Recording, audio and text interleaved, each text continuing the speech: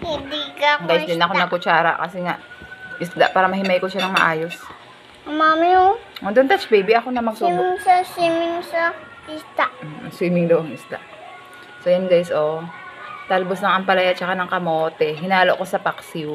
Yummy. Mami. Ano yan? Mami, ano yan, mami? Ayoko yan. Oh, fish. Gusto kong fish, te. Yung dawa, oh. Dawa? Dawa. Dalawa? Opo. You love fish pala, baby. Opo. Mabuti naman, baby. Hindi ka kagaya ni kuya na hindi kumakain ng fish. Ako gusto ko fish pero maraming vegetable. Alas dyan. Hindi. Ito. Gusto mo yan? Ay, gusto ko yan vegetable. Oh, ako to fish. Lalo fish. Opo.